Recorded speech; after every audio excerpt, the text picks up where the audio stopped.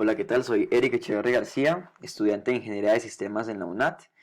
Actualmente me encuentro cursando el curso de Física Electrónica y para esta finalidad vamos a sustentar los laboratorios prácticos del curso. Para sustentabilidad del trabajo elaborado voy a mostrar mi documento de identificación con el nombre para verificar que sí soy yo. Perfecto. Ok. Visto lo anterior, en mi caso, ¿sí? Como lo especifica la tabla en la guía de aprendizaje, voy a sustentar el circuito de rectificador de onda completa, ya que mi número de cédula termina en cero. Entonces, bueno, para empezar, ¿qué es es un circuito rectificador de onda completa? Bueno, es un circuito que permite convertir la energía alterna, la corriente alterna, en corriente pulsante, ¿sí? En este caso de positivo a negativo o negativo a positivo, dependiendo del circuito de la finalidad que posea, ¿sí? Eh, Como tal, vamos a estar utilizando algunos instrumentos interesantes dentro del flujo, ¿sí? Vamos a estar haciendo uso de cuatro diodos, o sea, esto se va a formar como un puente de diodos, ¿sí? Sabemos que la función de los diodos es filtrar la electricidad, cumplen la función de rectificar la señal de corriente y la corriente es transformada a través de ellos de energía alterna a corriente continua, es el caso. Y viendo el anterior tenemos que utilizar un condensador de un microfaradio, el cual nos va a dar la posibilidad de almacenar pequeñas cantidades de energía por si en algún momento hay alguna baja en el generador de fusión, que es este que está aquí, ¿sí? Vamos a utilizar una resistencia, sabemos que la resistencia lo que hace es pues, simplemente darle la posibilidad al circuito de seguir fluyendo dentro del proceso y vamos a utilizarla con un kilo ohmio, ¿sí?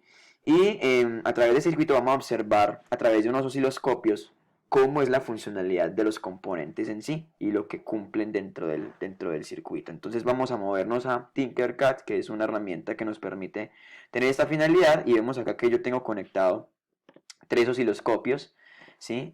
Todos ellos con tiempos por división de diferentes tamaños, ¿sí? Podemos ver que hay 10.000 US, ¿sí? Microsegundos y vemos de que todos están conectados al puente de diodos que está aquí. Vemos que cada uno de estos es un diodo, ¿sí? Y los diodos pues no tienen ninguna denominación, son diodos solamente. Vemos que también tenemos acá el condensador que les mencionaba, es un condensador de calidad normal, no es un condensador sintético en este caso y va a ser de un microfaradio como lo habíamos mencionado. Y también la resistencia de un kilo ohmio y pues conectamos también el generador de fusión, ¿sí? El generador de fusión viene aquí, conectamos a la tierra, conectamos el osciloscopio porque uno de los primeros casos que había que observar en el laboratorio era verificar, ¿sí? Cuál es la señal antes de entrar al puente de diodos, ¿sí? Y otra en el pin 2 y el pin 4 y en el pin 2 y en el pin, perdón, en el pin 1 y en el pin 4, ¿sí? Como lo dice la guía. Entonces vamos a realizar la prueba.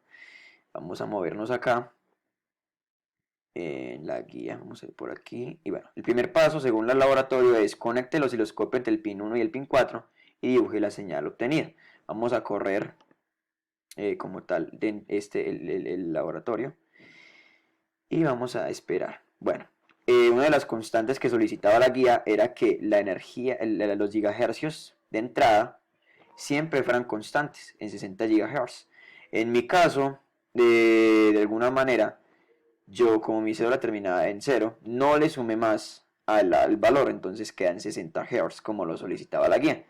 Tengo por acá una constante pues para demostrar que el movimiento de los voltios, ¿sí?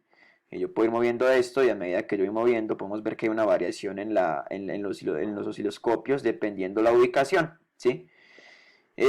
También, viendo eso, entonces vamos a empezar a ubicarnos. Como nos dice la guía, en primera instancia, entre el pin 1 y el pin 4, estamos más o menos aquí. Entonces tenemos el pin 1, ¿sí? Y el pin 4, que sería acá. Vemos que la señal que nos arroja el osciloscopio es esta que está aquí. Para una cantidad, no alcanza a observar cuál era la cantidad de 4,6 voltios. Y vemos de que toda la señal es positiva, ¿sí? También algo que hay que añadir es que vemos que toda la señal es positiva y no hay nada negativo. En este caso, a diferencia de antes de entrar los diodos, ¿cierto? Vemos de que antes de entrar los diodos la señal es alterna. Vemos de que la alternatividad siempre baja, disminuye, es positiva y negativa en algún momento y va fluyendo. Y vemos que aquí es netamente continua. No hay ninguna variación dentro de la transformación energética que estamos viendo a través de los diodos. Esa es la primera práctica que observamos, esta de aquí.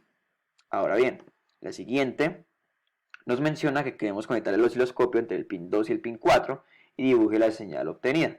Vemos de que entre el pin 2 y el pin 4 vemos que estamos acá, somos aquí, ¿sí? Ese es el pin 4, vemos aquí está conectado, ¿sí?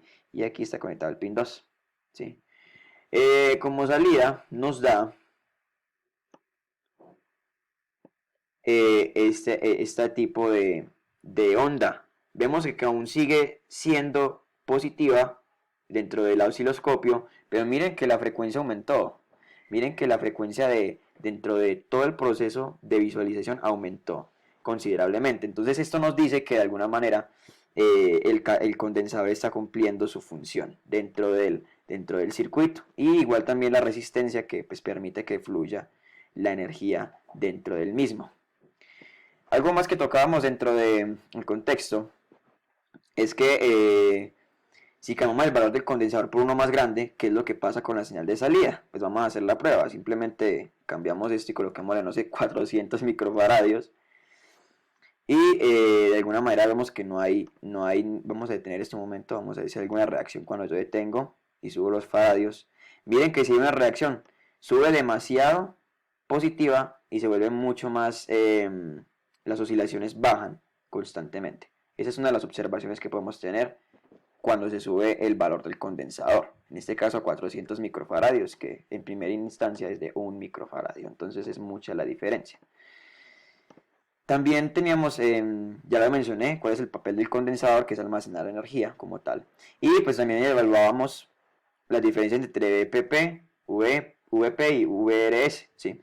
¿Qué es VPP? VPP es voltaje pico a pico, VP, voltaje a pico, y V es voltaje efectivo o RMS. Entonces, ¿cuál es la diferencia entre cada uno? Vamos a observarlo con uno de estos. Entonces vemos de que en el caso del VPP, lo vamos a observar en este. VPP cubre lo que es el pico de más alto y el más bajo.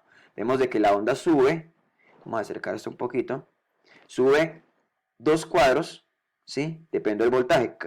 Tenemos entendido que después de la línea X, de aquí hacia arriba hay 10 voltios y hacia abajo menos 10 voltios. Entonces vemos de que aquí hay, cada cuadrito de esos debe haber 2 voltios más o menos aproximadamente. Entonces vemos de que aquí hay 2 voltios y en la señal de bajada vemos que cubre 4. Entonces 2 más 4, que serán 2, 4, 6, 8, 10, 12 voltios. Eso es lo que vale el valor pico más o menos aquí dentro de la observación.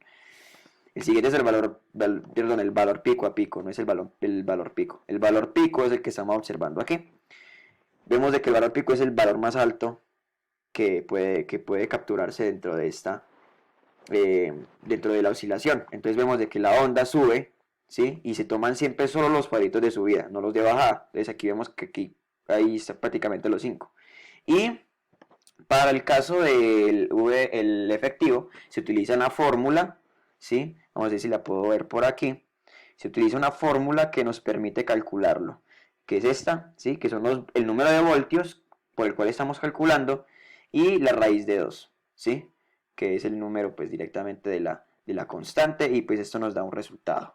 Espero que haya sido entendible y haya bien sido sustentado este video. Muchas gracias por la atención.